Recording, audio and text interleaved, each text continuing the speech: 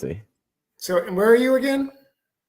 I am right now. Currently, I'm standing or sitting in the Westin Tokyo, um, So you're which is still in in Japan. Tokyo.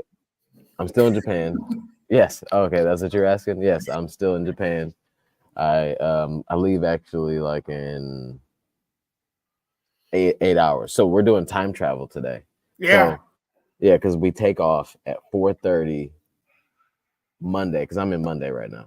So we take off 4:30 Monday afternoon from Tokyo, Mhm. and we land in Detroit at 2:30 Monday afternoon. So I can tell you what's gonna happen in the future. Yeah, that's crazy. Straight up. Straight up. You want another winning numbers? Hit me up. Do you have you done any research on like jet lag? Like, do you know if you're supposed to sleep No, I've more at done field home? research. I've done field research on this. I threw myself, into it. No like data. Who needs data, right? So I just jumped into this whole thing. Thought I was gonna be fine. I'm barely, like I'm definitely acclimated a bit, but the thing that I'm having trouble with here is like going to sleep Mm, on time. But then I can get some sleep on the other end, but it's just hard for me to like just go to sleep.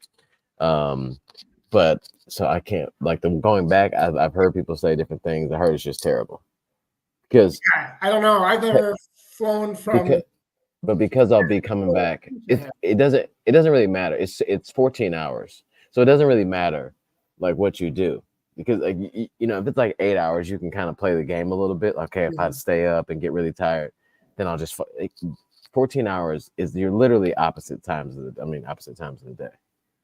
So it's like you can't trick your body into thinking that it's to what it knows. So it Right. just has to take time. Because Jeff Dingate, who was here in Osaka, he had trouble for a few days. Like he'd be like on Instagram at like 4 a.m. his Yeah. y'all time, and I'm like, bro, you can't sleep. He's like, oh my god, it's terrible, because like yeah, it's just opposite time. So it's gonna be fun trying to get used to it. Yeah. But No, I forgot about that because when my family we took a trip to Asia several years ago when Abigail was a baby, I forgot we mhm. couldn't sleep for days. I forgot Yeah, about. yeah, because it's just gonna so like I land since I'm gonna land at like 2 in the afternoon. Like essentially, I could go to sleep for a little bit on the plane Mhm. because it's a 14-hour flight, a 13-hour flight, and then try to stay up as much as possible, and then hopefully be really tired by nighttime tonight, and then just try my best to sleep through. Pop like 75 melatonins or something. I don't know, but hey Just guys, a double cherry Bundy cocktail, the sleep kind. That's all you need. double cherry bunny. Yeah, yeah, yeah. And a bunch of chamomile tea and melatonin. Um, what's up, everybody? This is the PR Project, episode number like 67. This is like the Tokyo. This is like the Japan double Yeah. episode. So Yeah. If tap you guys in. hadn't heard yet, Tommy ran Tokyo. I don't even know what day, yesterday or today or whatever. Yes, it's yesterday for me. um, and he's 8 days off of Osaka. So Yeah, lots to talk yeah. about. I'm sure he's got lots of stories to tell. I Oh, know you. I met Maurice. I Maurice is saw here. I that. met him. Yeah, yeah, yeah. That was really cool. So yeah, lots to talk about. So did you have any questions for me, Gary? But hey guys, make sure you tap in. Aaron, sorry, elephant in the room. Aaron is on his way. Yeah. Yeah, he's Aaron is, if he did live right now, he would be live from the highway going like 95 miles an hour. So we told him not to do that. Right. He'll be jumping on the show shortly. We do have a big announcement that we want to make. We'll probably make it like after Aaron gets on the live, and maybe when we finish up the Japan double talk. But let me know if you have any. Let us know if you have any questions. Gary, do you have some stuff? We kind of talked about it a little bit online, but one of the things that you had discussed with Jeff was the 10-10-10, and I see, Yeah. judging looking at your Strava, it looks like you did the best you could for the 10-10-10 because your last couple miles were just clicking on all cylinders. It looked like. Yeah. Actually, and I don't know what the story is because it looks like you had like an 8-minute mile at the start, and then in the middle you went like 7:15 according to Strava. Yeah. Well, Those are I'm real. curious to see what is it because of the turns, at least the No, 7:15 one, or no. just the crowd at the beginning, or the turns. Because Ern and I, because we did our long run today together, we were trying to figure out like because there's no hills, right? It's not like it's a No, there's a couple. No, there's no hills. There's like a couple inclines where like the inclines are like when you go over. So their subways or their trains are like below. Sometimes they're outside open air, but they're below the ground. So like there's a bridge over that, like you know what I'm saying, like small bridges, you know. So I wouldn't even call them they're just inclines. They're not even hills, really. So the 752 first mile should have been okay. So first off, Tokyo's first 10K is super fast. Super fast. It's so the first mile is an elevation negative elevation 13 feet, 16 feet, 46 feet, 33 feet, 0 and 7. So the first 10K you can really move, but it was so crowded. Like so the first mile literally was like the first half mile was just shuffling pretty much, and then like you'd occasionally get like a burst of speed, and then like all of a sudden everybody's like pushing each other again. So it was much rush more hour traffic. Yeah, rush hour traffic. Oh no, okay, no, we're not good. But the problem, so like I was in Corral C, and I think I should have been in B, given the pace. Even with me doing the 10-10 method, starting around 7 flat, I think that I should have been in B, like maybe even towards the back of B, because we caught up to the B folks at like going at 7 flat for like at like mile maybe 4, 5, 6 or something like that. But anyway, so mile 1 was 7:52 because of the traffic. Mile and then mile number, what'd you say? Number 16, I had to go to the bathroom. Okay. Yeah.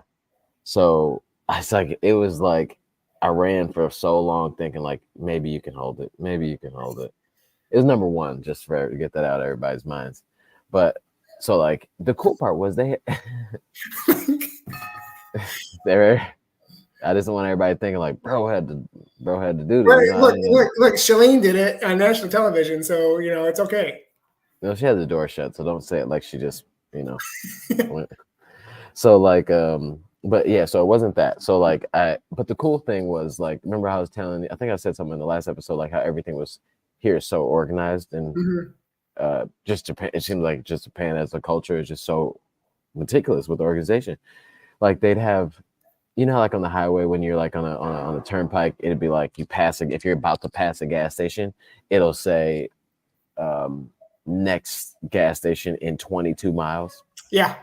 They had a bunch of those signs that would say like next bathroom in 0.8 kilometers, next bathroom in 1.6 kilometers. Like that is so helpful. Yeah, but in my mind, I'm like doing the math. 0.8 kilometers. I'm like, how many minutes? I was like, but yeah. So it was like, but that was really helpful because like you can go like, okay, cool, and then that way you can like start getting over, and they tell you which way it is, like on the side of the road, so you can start getting over. So that was really cool. But even at the like when you would go off into the bathroom, they'd have like designated like sections, like roped off, with a person standing there like guiding you to the bathroom. And then once you turn off, like because everybody's running, like you turn off in a full run into like the bathroom area, and then there's another person in there that's like guiding you to which bathroom's open all through the course. Like it's like help everywhere you can imagine. Like they had arrows of which way you go, like for the bathroom. And even like the bathrooms in like, how when you're like in the big porta potty line in the beginning, how like you'll be standing there in a line, and then like your line kind of claims 3 of the porta potties. Yeah. And then like if somebody was, oh, that's all, like it's weird or whatever, like it's kind of they literally at the end of each line had red arrows taped on the ground pointing to your 2 stalls. And then like a couple of them had 3, but it's just based on. But like if you're in this line, don't go trying to get the third one over there if you only got 2 arrows. But like everything was just so helpful. Weird, like that's an odd moment to talk about, to go into detail about. But yes. So anyway, mile 16, I stopped over to the bathroom, in and out, and just and got back on course. So I had been talking about this 10-10 method, 10-10-10 method. Apparently, I got it wrong. It's 6 to 7 seconds slower than goal pace. Oh, Then a couple seconds faster than goal pace, and then race or something like that. But it's not 10 seconds, 10 seconds. But same thing, kind of. Math. It's out. Yeah. Math. But so I had been talking about this, and a guy came to the shakeout that we did here at the Westin, and he came because I posted about it or whatever. So he was like, "Hey, I'm trying to run around 3 hour too, So I'm like, he ended up catching me in the corral, and I'm like, "Do you want to? We doing this?" He's like, "Yeah, for sure. Let's do it together." Nice. So he and I ran for the first couple miles together, and then a guy named Rich, his name on Instagram is Rich since '85. It's because his name is Rich. He was born in '85. He will hopefully be rich one day, but I'm not sure, like, if he'll change his name then or not. But Rich since '85. Good luck, Rich. Yeah, that'd be dope if he was like rich since 2025. You know what I'm saying? That'd be sweet. But so he ended up like linking up with us in mile 3. So it was the 3 of us running for quite some time together, which was really fun to be like that, kind of working through and calling each other back and all this other stuff. Rich's PR was like 3:17 or 3:14, so he was in some territory. Probably in, like, I was kind of worried, like, bro, like I didn't want him to like sabotage a race, like going for it like that. Like, so like he started to, I'm like, hey, if you ever got to like back off a bit, just do what you got to do. Was he not trained for a 3-hour marathon, or is he just? No. I think he was trying to PR up to 3:14 or 3:7, whatever it was. But I think he was trying to PR. But he ended up PRing by like 7 minutes or something like that. So all right, somewhere 4 to 7 minutes or something like that. But he had a great PR. But it ended up being me and this other guy named Reese, who ended up staying together. He was the one that came to the shakeout. And at mile like 14, 15, I'm like, yo, I got to find a bathroom. You're gonna, if you got to go. If you want to slow down and wait for me, I'll be right out or whatever, Right. It's up to you. I'm like, no pressure.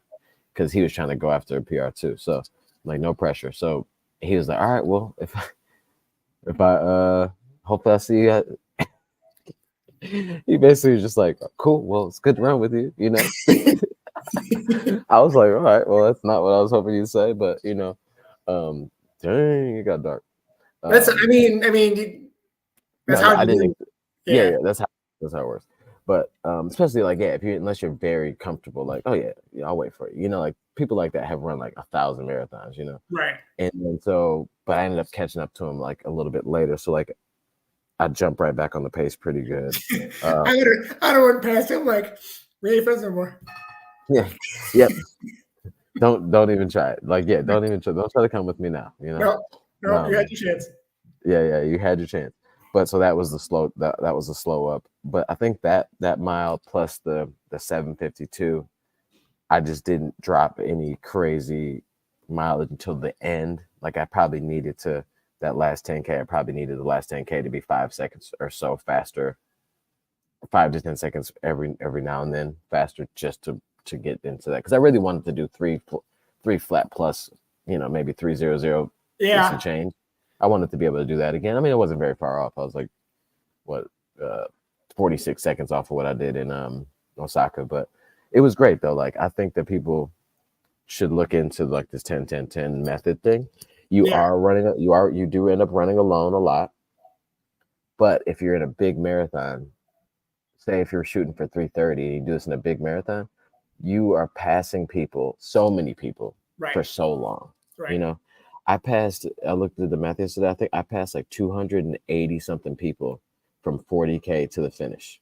It's an awesome feeling. That's a lot. That's a lot of people, and it's just like you feel like and I felt like I thought I was going the same pace as I was I thought I was going the same pace as I was for mile 25. Mile 25 was 6:27. Actually, to be honest, I felt like mile 24 was 6:37.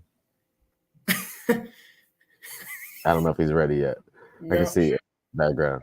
I did see. Uh, I did see yeah. his facial expression. It was not good. So mile 25 was mile 24 was 6:37. Are you paying attention? And are you Yeah, laughing at now me? it's what, 6:37. All right, 6:37. And then I'm just saying, mile 25 was 6:27, and then mile 26 was 6:19. Yeah, I felt like I was going 6:37 that whole time and really. just struggling. Oh, that's You interesting. know? Because I thought if you're passing people, you feel like you're going super fast. No, I felt like my body felt like it, but I knew I Oh. was passing people, but you can't tell like by then because you're just like, I feel terrible. I Mm, feel like I'm swimming, but I'm passing people. Like that's a weird feeling. But then no, I I don't think think. because I was passing people, I was also digging deeper. Yeah, Because if I was by myself, if there was no one I was passing, I was just like running with people. And a couple times I had to tell myself, like in the last 10K, don't settle. Like, because sometimes you'll catch up somebody and you feel like you're going the same pace, yeah, so you end up settling in with them, and you aren't going the same pace as them, and then you eventually like, oh, now we're stuck at this pace. So I just said, don't settle. Your goal is to just keep going your pace. yeah, So yeah, it's such a fun way to run. It's adventurous to say the least. yeah. I mean, You know? as I said in the DM we were talking about, it's the patience. Yo, You yeah. look It takes. at that. Oh man! All of a sudden now everything. Man, this hair. Don't let me crazy. go ahead and just keep going. But yeah, but yeah, the 10-10-10 method is definitely something that I feel like people could really use and have fun with, especially in a bigger marathon. If you're okay, if you have somebody that you're racing the race with, you should try it, because then that way you both can like keep each other accountable, because it is really hard to stay accountable a couple of those miles, because you'll easily just start going much faster than you're supposed to. It's something that you have to almost practice too, like on your 20 milers or your long runs. Yeah. Or if you do a tune-up race, maybe. But it's Tune-up definitely race would be great. Yeah, but you definitely something you have to like. You just can't jump into a marathon and say, "I'm going to try this new method," because you don't try anything new on race day. Well, I did. Yeah, but you're also just coming off of Osaka, and you kind of did it as best you could with Jeff. Like you ran along with somebody 8 days ago, so it wasn't like it was that new. Yeah. And then somebody that knew how to like really do it and trust it. Note to self, like I asked him what the paces were, what the splits were going to be for it, and so I wrote it. So he wrote it on his arm, and he was like looking at it like every 10K or 5K, he'd be like, okay, we're on point. Of course, I didn't do that, so like I'm just like, well, we out here. Like I had it'd be better if because I would have known that I was a little behind and maybe like surged a couple spots. You know what I'm saying? Look, I learned today running with Ern that just because you write it down on your hand or your arm doesn't mean it's going to work out for you very well. So, what happened today? Ern put together a route, an 18-mile route from Cass Benton, and I don't even think we made the first turn. He's like, no. we were just out there. We're just out there. So look for Randolph Street. I don't even think it exists. So yeah. So this was Ern's route. Ern's route, yeah. He put in the stories. He put route 1, Ern 0. So like. Oh right, no route like 6, Ern 0. Because I remember one time I was like, yeah, I'll run 10 miles with y'all, because I had 8, and I ended up running 13 that day. It's happened a couple times. Yeah. Yeah. So yeah, route undefeated against Ern for sure. But yeah, man, no, it was great. I'm very happy. I'm very happy with the effort and being able to do what I just did 2 times, back to back, especially after like the training block that I had. Even like the first run, I was kind of like, okay. I was actually surprised. Like I was happy. I felt like I should be able to do that, but I was surprised and appreciate that. That's really good work, especially it's not like you're traveling cross country either. You're traveling different parts of the world. Yeah. A whole new culture. Not a lot of a huge language barrier, I assume. Yeah. I don't know how well your Duolingo's going. But to do, relatively the same pace 8 days apart, that's pretty sweet. Yeah. No, it was great. And I actually feel like I ran Tokyo better. Like I felt more fit for some I felt more fit for some reason. I was much more like banged up, much I was way out of it, but I just felt calm and felt strong, even though like I was my like, I'm not trying to like put anything bad on it, but my left leg, I'm definitely gonna have to hit the doctor, or chiropractor, acupuncture, or something. Ramp 17 times. I don't know, but you should get that looked at for sure. I need to figure that out. Can you talk about the course a little bit, because we're following along in the app, and it looks like there's a lot of out and backs. Mm-hmm. So both Osaka and Tokyo had a lot of out and backs. Tokyo was mainly only out and backs and like a few big straightaways, which was fine. I think there was only one like actual like one or two maybe like actual U-turns. There was like 2 U-turns, I think, like full same street, just turn right around. The rest of them kind of routed you around a block, I think it was, so it was a little easier. But the out and backs were kind of cool because you got to see, other runners coming the other way. Like, and you're going out, you see some, the fast folks coming, you're coming back, you see other people going like different paces, and you shouting out to each other. So it was like really cool atmosphere. Because sometimes like even if you're alone in a section, but you're passing people in a bigger groups that are coming back the other way, it kind of makes you feel like you're just not out there like solo. Yeah. So it was fun. No complaints about the course at all. The course is great. I feel like you could be super fast. It reminded me, the streets here are impeccable. Like it was only, I saw one pothole maybe. Really? The whole time. The rest of it was perfectly manicured, like they never experienced a winter ever. It was, I mean, like in certain parts of it was like just super soft. It felt like a track. If under super shoes, it felt like a track. Like how like bouncy the pavement or concrete was. But it was great. The course was amazing. I think it's really fast. The course, or the people putting out, the hosts of it, like the Tokyo Marathon just did a great job. Everything was super organized. Everything was easy. I don't think this, sometimes you have people complaining about, oh, this, we had to do this and it was to this. I don't think that happened here at all. At least in my opinion, everything was just so well marked and easy to get around. Especially even though you don't know Japanese, like everything was very straightforward and easy to function and go where you needed to go. People were so helpful.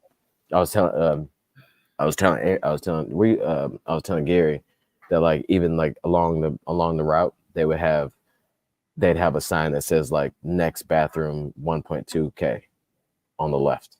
Like, so you could like, okay, let me get over, let me figure it out how I'm gonna get over there. And then even when you turn off into it, it would be like it wouldn't just be like porta potties there. It would be like a path to it, roped off, so there wouldn't be other people coming in and out and using it. And then they'd have a guy standing there like directing you there. And then when you're running out, like he'd be kind of like directing you back safely into the traffic of runners. And then once you're at the porta potties, there's a lady there standing there pointing at which one was like open. And it was just like stuff like that. Like you wouldn't think to like, I wouldn't have thought to have somebody be there at all the porta potties around the course. Well, they have like a traffic cop saying you can or can't go back onto the course. Well, no, like not can or can't, but he was like kind of like waving at the people running to like there's someone coming, like, oh, okay, making enough so that somebody wouldn't just run into each other, Oh, okay. And so you could come out of that section almost full speed. Okay. Because it's just like people are expecting you to come running out, and you could see obviously, but it was just like, how it is running marathon. Like you could somebody could walk in front of you that you see coming, but you still can't stop. So it was like it was just well thought out, and it was just a. I'm like thinking like this could never happen at some of our races. Was the crowd quiet like Osaka? No, it was more people out, so it was just kind of naturally a little bit louder. There were definitely some more big cheer spots, and I think that has a lot to do with some more of the international folks coming in. Very heavily like Japanese ran race. I mean, I think like the percent. I don't know what the percentage is, but they definitely do open the lottery first for nationals. So it was very Japanese, but there's money, like much more people like saying things that I could understand on the side, I mean, because like a lot of the cheers in Osaka were like, I could tell that they were saying, "Go, you're doing a great job," or something like that. But I didn't know, they could have called me anything. But here was a couple people that were like apparently, from America too, But it was really cool seeing a lot of people that we know out there, on the course, like CJ and obviously Lance and Asia was out there. Lowe from New York, no, DC. Dang, was it Maryland? Baltimore? Yeah. I didn't see him out there, but I mean, I knew he was out here. But it was a good vibe. It was a really good vibe. Good stuff. That I was looking at your splits. That 7:15 mile randomly later on. That was a bathroom break. Yeah. I figured. And I tried to like. I had a thought when I first came out the bathroom. Like I was like, I realized I was at like 6:15. Like I'm like, don't do that. Don't blow up your race trying to get back to the pace, because I was running with a guy at that point, and I was trying to catch up to him without like taxing myself too crazy. So I said, all right, if it's just a slower mile, it is what it is. Just don't, blow it up. But so did you time yourself in the bathroom? The funny part was I was standing. Funny part while I was in the bathroom, I was thinking like, I don't know why I thought about this, but I was like, dang, it would have been sweet like if I had like set a timer 30 seconds, go, in like I don't know how many seconds I was in there, but it wasn't very long. It wasn't very long at all. But it was just the race was great. I felt much stronger, because I don't think that I could have closed out like how I did in Osaka. I don't think I could close out like I did yesterday in Osaka for some reason. I just didn't feel it. But shoes I wore the Nike Alpha Fly 3s. They were great. Yeah. What compared to the other ones, now that you've run a race in them, what would you? So. This is you can be. Yeah. I mean, we're all friends here. What happened here? I gotta stop. This is gonna bother me too much. So I gonna move. Hold on. Sorry. So I like the Rebellion 2s more. I feel like performance-wise, I feel like performance-wise, I feel like maybe the Nikes like have more aggressive.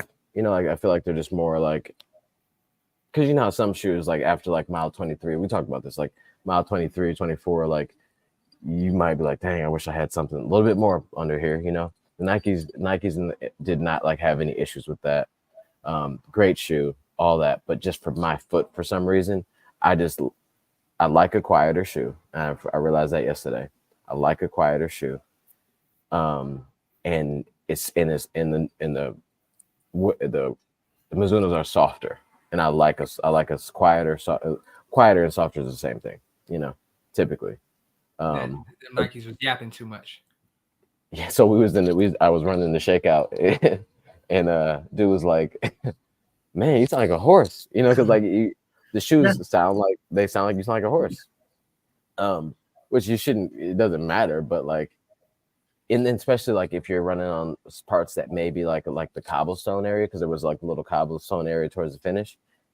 That with those shoes I had on yesterday, I could feel that immediately, because it's just it's a firmer sole, I guess, outsole. So you could just feel the unevenness, like just a little more than, but it was for a short period of time, so it wasn't nothing to complain about. But very aggressive. I think performance-wise, they're about the same to me on my foot. So I don't think one's faster than the other, but I liked running in the Mizuno's a little better. Interesting. Yeah. Which I was like, I didn't realize what was happening. I didn't say like, it was never a point where I was like, dang, I wish I wore the Mizuno. I was like, it wasn't that. It was just afterwards I had to think like, wonder which ones I would, which ones did I like better. I'd wear each one of them again. But so like if we got like the Bolt color Alpha Flies, I mean, I'd wear those in a marathon, no problem. Because it's gonna be fast. It's gonna be great. You got one of the best shoes on the market under your feet for sure. But comfort wise, for my foot, it was the Mizunos. All right, we'll clip that. We'll clip that for the gram. No, leave that off the gram. Leave that off the gram.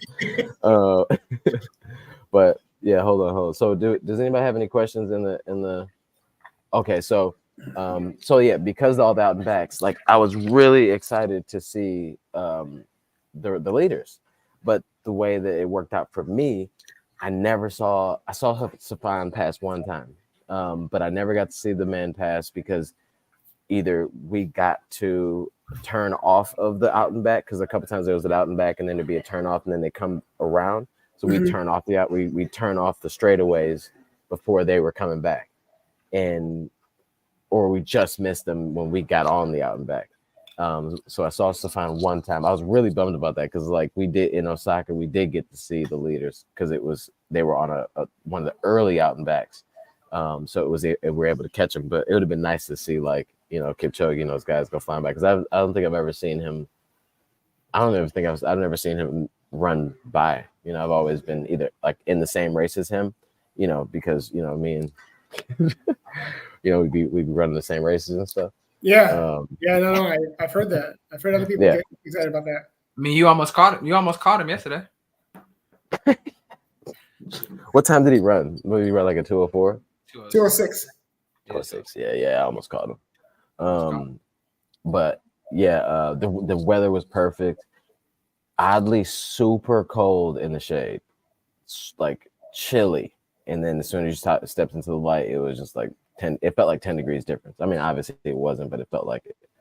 So no, we didn't get to see many leaders pass by. I was bummed about that. I bet Lance did. Lance was farther up, but he was in the corral in front of me and running faster.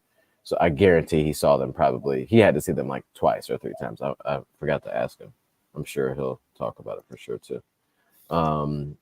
What surprised you most about the Japanese culture, and what did you like most, least, if anything? So surprised me the most is like how like courteous and polite everyone is to each other, and then also to like us as like non-Japanese speaking people. Like you think that it would be like annoying for them, when we're just like fumbling around. But everybody's super crazy helpful. And then how organized everything is to like a T, you know what I mean? Like getting on the subway, people like form a single file line without like any guidance. That's crazy. It's like happening. And you can't be on Instagram like playing your audio out loud. Like just don't do it, Yeah, people are just very courteous of each other's like presence, which is really dope. And the thing I like the least about it, in Osaka, the vegan culture is almost non-existent. Tokyo was much, much better. But I didn't dislike anything. Everything was fun. Everything is the public transit is really easy, super cheap. Like I think to go anywhere, like the most we spent to go anywhere on the train was like $1 and like 60 cents American. Wow. And you know what I'm saying? Like, and then any like just a one stop or two stop thing was maybe 90 cents.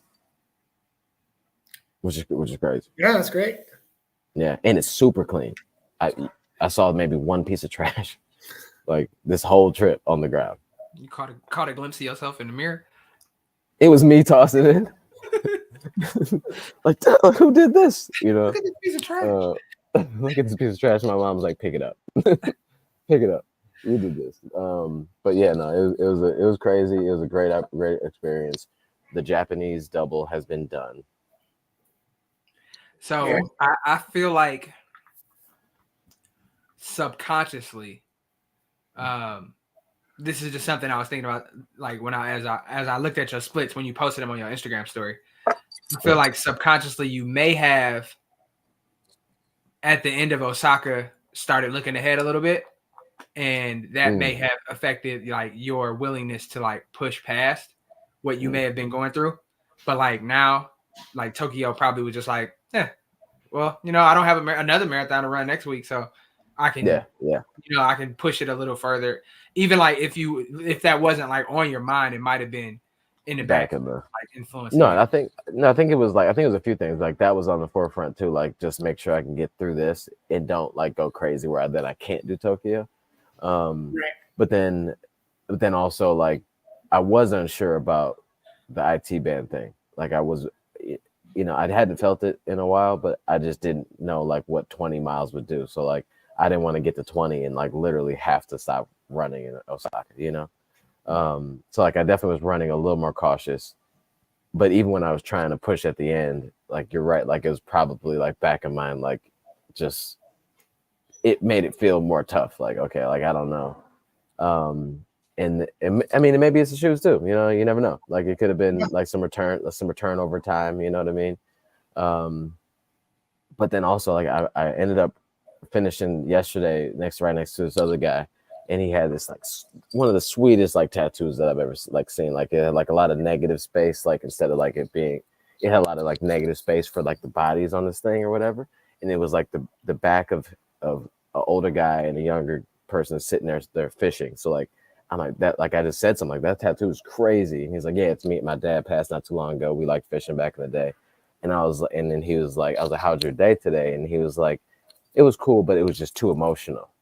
And I just couldn't, like, especially towards the last few K, I just couldn't, like, it was just too heavy, and I didn't think about that. But then looking back on Osaka, like it was a very heavy day, like as you start knowing you're going to finish, you just start kind of like the last mile for me, like in Osaka, it was basically me like trying not to like to cry. When I turned and saw the finish line, I was just like, and that's why I didn't look at my mom when I was running by her. Because like I'd have probably collapsed, like because like you're tired and like emotional, you can't do all that at the same time. So I think it was just a heavier like day in general, with the race coming up, and then also the type of day it was for me. So, but I couldn't be more happy. Like I don't like people are saying like, oh man, I almost got that 3. Like I didn't. That wasn't even like it'd have been nice. It'd have been cool. Like oh sweet, a sub 3, But you guys know me too. Like if I ran the 3:01:30 any other time, it would have been like, even though I had a good race and all that, it would have been like I'd have been bummed about it. I have zero disappointment for either of the races, like at all. There's nothing I'd take back about either one of them. Yeah. No, I feel you. It's not like these were hard and fast goals that you had anyway. Like so. You weren't. I don't think you were as tied to them as you would to be like a goal race that you trained specifically for a time for. So that makes sense. The main goal was to get through the 2 without your leg falling off, and that happened. So and I assume to enjoy the experience of it all. I mean, 2 races in Japan. You spend like 10 days, 10 days. It'll be 13. That's amazing. Yeah, and my mom being here was perfect. Like, I mean, this couldn't have been, because like I think by myself I would have figured it out or whatever. But it was just cool to have her like here through all the different moments and exploring and stuff like that. Because how's she feeling?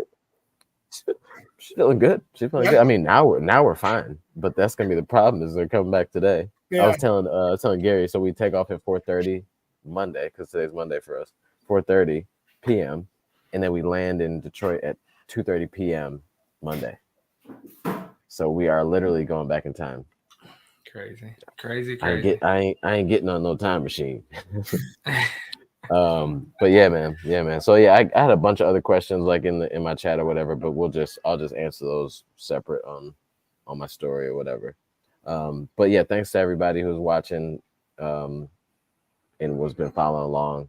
Hopefully I didn't like overkill with content, but if I was at home, I'd probably be making this much content too, I guess.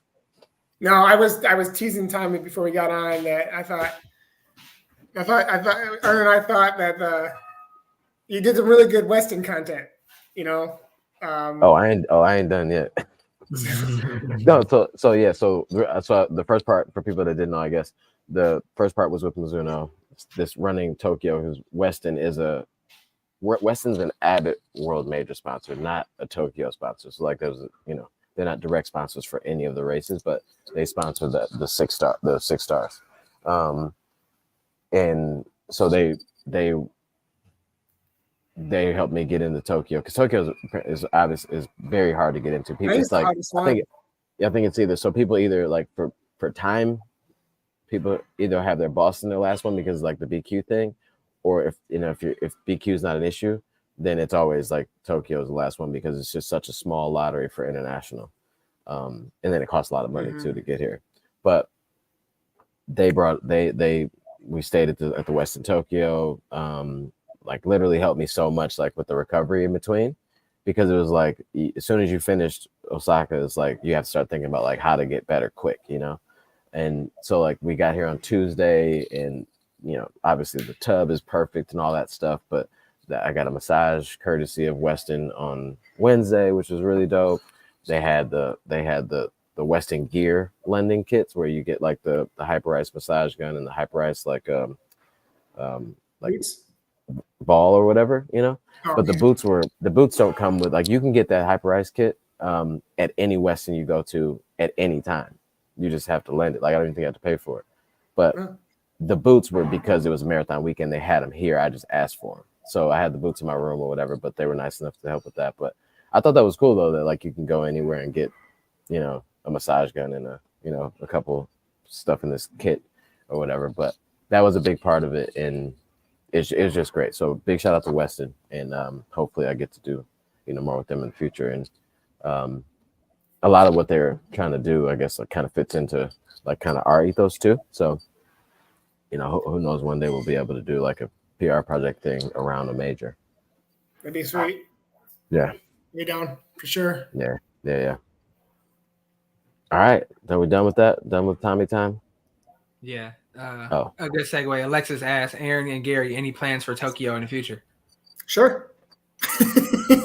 I mean, I like to get all 6. Just depends on how we get there, and yeah. Because what do you have right now? You've got 3. I've got the 3 Americans. Yeah. Okay. American marathons. Yeah. Yeah. Aaron, I don't really make plans. It's I true. just kind of go where the wind blows me, to be honest. I don't think I haven't been this. I've been the sole like decision maker on, I think, 2 of the 6 marathons I've ran. So I just run whatever is. That's funny. Whatever. That's funny. I think, if the opportunity comes up, for sure. It just really depends on family and opportunity and where I'm at in training. And, I mean, I'm not sure I could pull together the double. I'm sure I could, but, how that line up. The London, Boston? Right, like a London, Boston, or a Tokyo, Osaka, or, let's say I'm training for something else. Like, Tokyo and Boston, it's still almost like a double in a sense. Yeah, it's 2 in 1 block for sure. Yeah. Yeah. I mean, Aaron, you're used to 2 in 1 block, so you get it. Not intentionally, but sure. So we have to climb the mountain yet. I feel like my mom was like, after both of the races, she was like, you don't look like you, like normally, like after like a New York or whatever, you just like, or even like Boston or whatever, you're just so trash after. But I think it's because it doesn't seem like it should be a big difference, but like going closer towards your goal pace, I mean, obviously it's different, but going closer towards your goal pace plays a huge role into like how sore like you're getting that. And when you're running, you don't think about that because it's still 26.2 miles. Right. Like you're not thinking about like, the difference between the paces. But like I was taking stairs yesterday, like it wasn't nothing. Yeah. Everybody else was like kind of the acute pain still hurts like in the moment, but it doesn't have the long-term effects like the more breakdown of the muscles isn't the same. I think you get into more of the faster twitch, your faster twitch muscles if you're closer to you. So now you got two muscle groups going crazy. And I'm sure it has something to do with the way the course is set up too. Like if you're pounding hills, versus flat, your quads are going to be feeling different. Yeah. But so it was good day. Oh no, man, a good time. But so let's get to this this news we got. Yeah, let's do it. We can do it. All right, hold on. I gotta create a banner for this one. Hold on. Unprepared. So did y'all already ask people where my apologies for my tardiness, by the way. I told them that they're watching. I told them that somebody said no Aaron coming live from Toronto, and I was like, Aaron would be doing a live from the highway going 95 miles an hour right now, so we just decided to start with. Yeah, it was. I had pretty much everything that could add more time to my trip back happened, which normally happens, I would say. So it wasn't a surprise, but it was still. Did you get a ticket? No. Fortunately. Okay. But fun fact to all my people out there. If you are crossing the border from a different country into America, you are not allowed to bring citrus. If you bring citrus and you don't disclose that you have citrus in your car when you're crossing the border, it's a $500 fine. One orange? Bro, I had one tangerine. They said, do you have any, what they say? Do you have any fresh produce or meat or anything like that? And I'm like, no, all I got is a bottle of water and a tangerine and a banana. And they was like, all right, well, you have an agriculture check. Go park the car over there. So I parked the car, and so she's going through my stuff, and then she's like, okay, show me what you have. And I'm just like, here's the grocery bag. I got a banana, I got a tangerine, and I got some water. And she was like, okay, you keep the banana. I have to take the tangerine, and I'm glad you disclosed that you had the tangerine, because if you would not have, and I checked and I found it, it would have been a $500 fine. I'm like, dang, just look, I almost ended up, because I ain't got $500. I'd have had to wash dishes for Canada. You know what? That's nice that she told you. That just, I don't want to be stereotypical about Canadians, but that was very nice of her. Yeah. No, that wasn't a Canadian. That was an American. Oh, was it? Oh, okay. That was coming back into the States. Oh. So let's roll with that stereotype. The Canadians would have been like, it sounds like a Canadian thing to do. American, they'd be like, no, like we locking you up, brother. Yeah, I'm just like, man, I didn't realize y'all took. Because the funny part is, like, if somebody asked me, like, if I had whatever, I would not have said what you said. I would have just been like, no, I ain't gonna, like, I would have never said, oh, I've got a tangerine in the back, in my bag. If I brought any food, and I'm like, yeah, I did, but like I would have thought, I'm not gonna lie. I wouldn't. It would have been like my thought would have been like, no, I didn't bring any Arby's. I grabbed a snack from 7-Eleven, eh? 7-Elevens here. You know me. Hey, 7-Elevens here are wild. They got it looks exactly the same, but there's so much food. Like it's like real cooked, prepared, really high quality food. I don't know, man. Not like no. It's but like. It's not what I want 7-Eleven to be. No, I want. It's just no, yeah. No taquitos and hot dogs. But so we were talking to someone that's from here, and they ranked from all the stores that have this type of setup, like convenience stores. 7-Eleven is way above the next one, which is another big brand here, called Lawson. And you walk in, they've got all type of super fresh sushi and all these different things or whatever. It's crazy. This is the first place I've been where I was just like, dang, I wish I wasn't vegan. Because they just had so many options, of things that you you always been like, oh, I'd like to try that, and then you go through one of these markets or whatever, like whether you walking through like those halls or whatever. I told you guys, and it's just like stuff everywhere, like shrimp that's bigger than lobster. I'm like, what is happening, bro? You know? That sounds awesome. Does anybody have a guess what our announcement is? There's a big hint. There's 2 hints that are on the screen right now. 2 hints. Does anybody have an announcement? Now there's 3 hints. What the announcement could be. We'll give you guys a couple. What's the announcement? It's about the show. Does anybody have it? Whoever gets it. Close. This is close. This is an announcement for the show. Is that coming in? You see that? Yeah. Done. I was about to say. So, yep, done. Thank you. She's the best. Thank you, Alexis. Well, she's kind of cheated because she's like the 4th member of the show, so I don't know if this really counts. So we are happy to announce that Tracksmith is going to be the sponsor of the show from 2 days ago till May 1st. Yeah. May 1st. So it's all the way through the spring marathon Boston, the spring marathon season. And we're really excited. So everybody do a round of applause. Let's welcome Tracksmith to the PR Project family. Yeah. So I guess we should. So the cool part about it is it comes with a couple discount codes that we'll be able to share with you guys. I want to make sure that they're like fully active and live before we start sharing them. But please stay tuned. You will have a $15 off. And the cool part is like there's not too many people that are like throwing around Tracksmith discount codes. Mm-hmm. If you think about it, like I don't see it very often at all. So big shout outs to Tracksmith for letting us do that, or offering that, because we didn't ask for that part.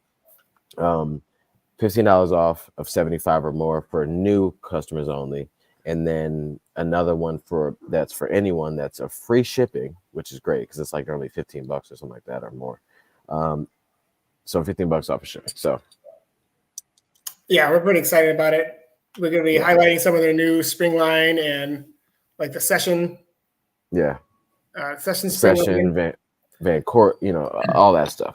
And then they have the new PR bonus, which is really cool that they open that to the public. So like, I'm not sure if you're not familiar, Tracksmith, if you PR, you don't have to be like an ambassador and like that, but if you get a PR in a race wearing Tracksmith, right? I don't know about that, but I don't think you have to be wearing Tracksmith. I think you just okay. I'm sure it helps. Yeah, I'm sure it might help. A verifiable PR at that. You can't a verifiable PR. You can't be like, I PR'd in the marathon and I also PR'd in the half in the marathon. Oh, that's crazy. Cool. Only Tracksmith codes. Dope. But yeah, so if you PR, you get $100. You get $100 credit. Yeah. To Tracksmith, which is great because that's a huge deal. You can legit go get. You can get a couple things if you get like smaller like accessories that you need. Mm-hmm. Which I would suggest to get if you grab you can grab a singlet and gloves, and really help out race day. Yeah, or half tights and arm sleeves. Like there's a bunch. The new turnover half tights. Fire. Wait, okay. What's the difference? You have them already? Yeah, I wore them last Tuesday. So they're a little longer. I believe they're taking the place of the Reggie half tights.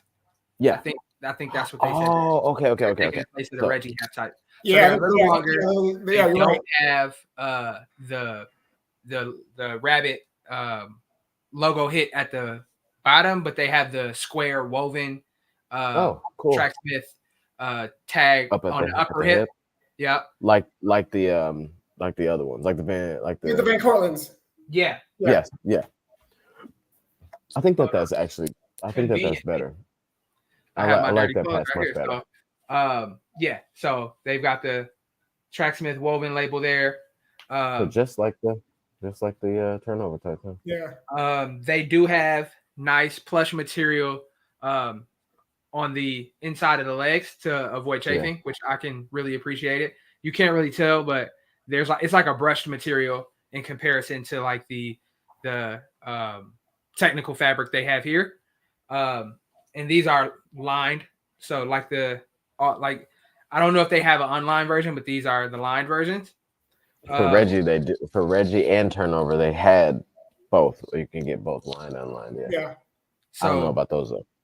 And then the back we have 3 pockets. That's what I was gonna ask. So 1, 2, 3. That's huge. Also, a sweet logo hit back there. Look at that. Yeah, that's a cell phone pocket with a zip on the side. Wow. No, Tracksmith just solved so that's like the biggest that was one of the biggest problems with like unless you went and bought the Van Cortlandt half tights that have those pockets in the back, and those pockets in the Van Cortlandt half tights ain't really all that good. And there's not that many of them. But that's an issue. So people would I'd rather wear shorts that have like the pockets on the sides, like and all that stuff. Even though I'd like to wear Tracksmith, they just solved my problem. Yeah, and depending on your gel of choice, you could fit easily 5. I would say 5 or 6. That's because big. these are large enough to fit 2.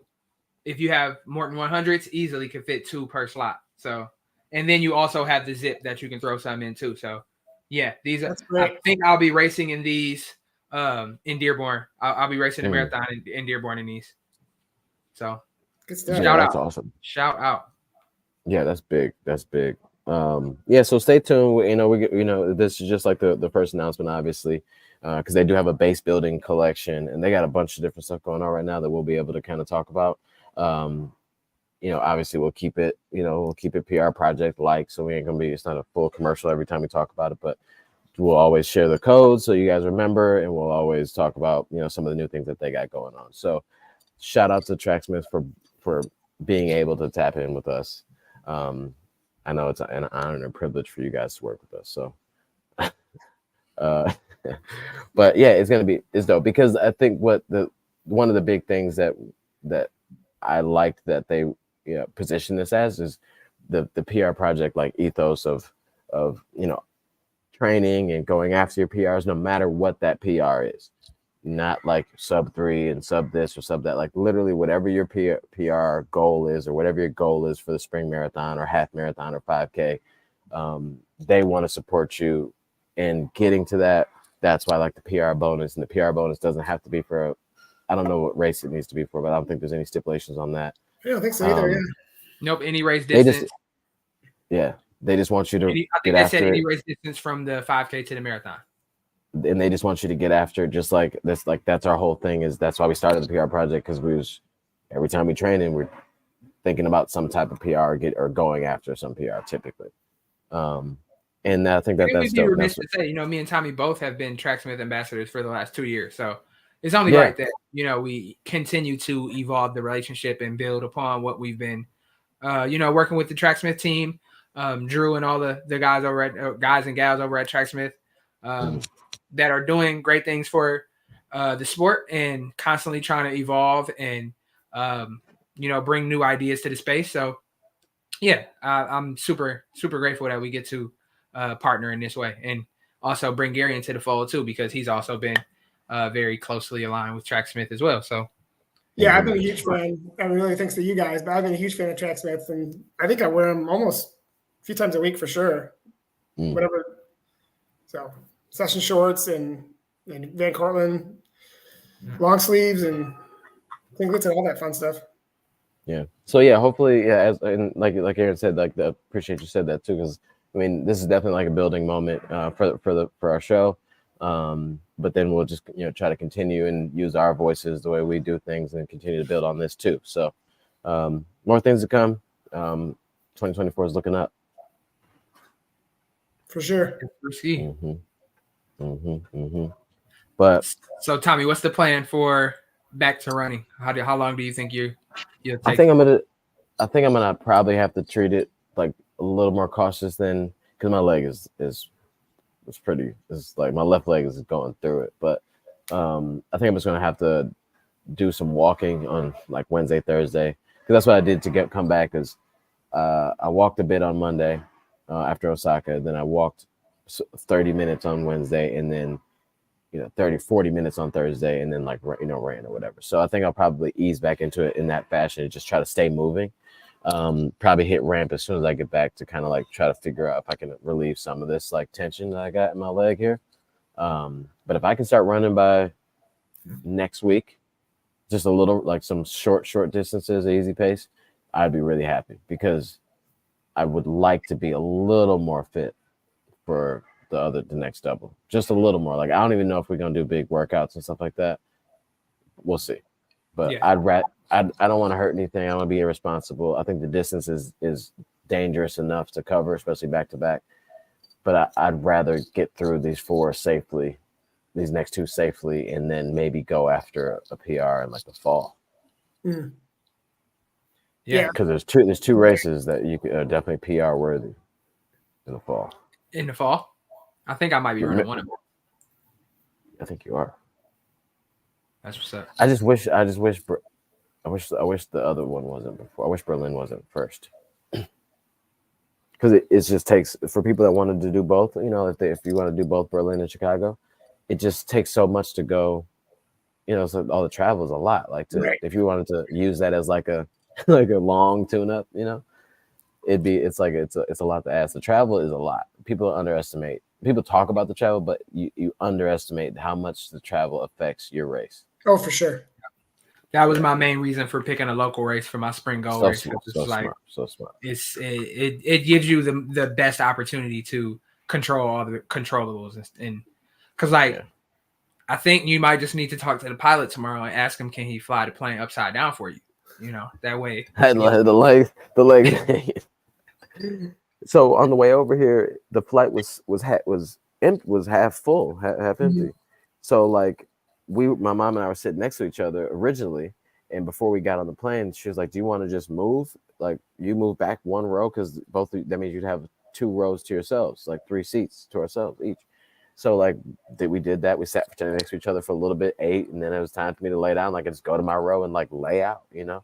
That ain't gonna happen on the way back. Day after a marathon. Yeah, poor man's first class for real. But it was but that's not gonna happen on the way back though, because the marathon was yesterday, and everybody in Detroit's definitely a hub from over here, because it's a direct flight. So I'm sure I will be. Does your mom have to fly to Detroit and then back down to Savannah, or is she going straight to Savannah? She got different flight plans? She's come back here too. Man, I think that's how it would probably go anyway, unless maybe there was like an Atlanta flight or something like that. But yeah, or Charlotte. Charlotte is an international hub too. Yeah, maybe. Yeah. I mean, I'm sure Atlanta is, but she definitely took one for the team, because she flew to Detroit purposely to meet me, to fly with me. So when I left the house at maybe 9:30, 10 o'clock on Tuesday to come here, she had to leave. Her flight was at 6 a.m, so she had the longest day. She had like 32-hour travel day. That's why I was asking about how your mom's feeling. I mean, you ran 2 marathons, but I mean, she's been out there cheering, walking around with you, getting you all pumped up. I saw the photos of her with the cowbells and handing them out to people. Mm-hmm. She's got to be. I think she won MVS, Most Valuable Spectator. Yeah. Everybody giving her all this attention. Everybody, oh, your mom. Like, listen, man, I'm the one out here putting in the hard work. No, but no, it was the whole thing was this whole trip was great. Did you guys you guys both ran today? How was the run before we get off? How was y'all runs? What'd you have, Aaron? You had 18 too, right? Yeah, I went out for 18 through Toronto. Cool. I think I might have got a little too excited and got out a little too quick. But it wasn't terrible. Weather was very nice. Toronto is a very interesting city to run, just the layout of it. But it was cool. I stopped at a running store yesterday called The Running Room. In Toronto, so that was cool to see. Running stores are running stores. It's like the vibe is the same everywhere. It's kind of crazy. So it was nice to stop by, kind of tap in a little bit.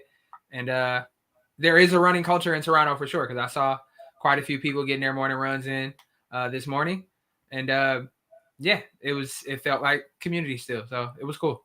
Nice. That's dope. That's dope. Yeah, I did 18 with Ern. We went to Cass Benton. You know that big hill? Like right, where that parking lot, there's a big hill. So I had to do 4 by 2 minutes downhill. And I thought that was perfect. That's not a 2-minute downhill. That is they kick you out. They kicking you off the side of a mountain on that one. Yeah, no, it was no. I got done early. It was short. Yeah, that's what I'm saying. But it's like super steep. It's super steep. Yeah, I mean it sucks going back up. But I thought in my mind, oh, this will be great. So I mean, I did the best I could, but I thought for sure because it hurt so bad going up. I thought it's got to be a 2-minute downhill for sure. Yeah, no, downhill. Finding a 2-3 minute downhill is that's a half mile. If it was uphill, you'd have been fine. But yeah, downhill, you're running so fast. It does have to be a lot longer. It has to be net. I think it's like if you have a thing on there, it's like 3-minute downhill. It's just net. Like just don't cheat, and you know what I mean. Yeah, like you don't actually, I got 6 by 3 minutes uphill. That's easier. I'm probably gonna head out your way on Wednesday because that one hill over, I think it's an 8 Mile or Baseline or whatever it is. Remember that hill we ran in New York? I don't even think that's 3 minutes. I mean, the closest there's hills in your area that are 3 minutes. There might be like behind the church, the Kirk of the Hills. That's 3. That's 2. That's like you're the one on your street where you go around the corner. That's 2 minutes and 45 seconds. Yeah. That's fine though. Just start flatter. Just start farther back. Yeah. But then the problem is I only have a 3-minute recovery tops. So I'm not going to get all the way back down in time. Flying back down. Yeah. Yeah. So that's the issue. That's what I ran into last week with the 2 minutes. Like that's the tricky part when it's time based and it's like I can definitely get down this hill faster. And then you're going too fast. Your recovery's 7 flat. Like this ain't really helping. I guess. So anyway, I remember that hill we ran on after New York because that was almost the 4 miles in and of itself. So how you liking working with Melissa so far? She's been great. She's super lots of communication. Writes a paragraph or 2 every week, and she set me up for my next 3 weeks though because of the Rock CF half marathon. Mm-hmm. So obviously we're getting closer and closer to Boston because we're peak weeks now. Like I hit 77 this week. I'll probably your mileage looks so crazy, though. It's awesome. Yeah. If I don't say so myself, it's pretty awesome. I'm excited about it, honestly. Just seeing that, like 300 miles for February, 320 plus for March. That's the goal. So. Well, that's kind of cheap because let's not just keep talking about this February. I mean, it was a leap year, so you had the extra day. Let's not like, February is such a short month. I mean, it is. Yeah. 29 days. Month, even with the extra day. It's only 29 days. He's hating. Yeah, I did 74 this week, Gary. So we definitely in peak. And I had a big workout on Sunday and then simulator in DC the Saturday following. So yeah.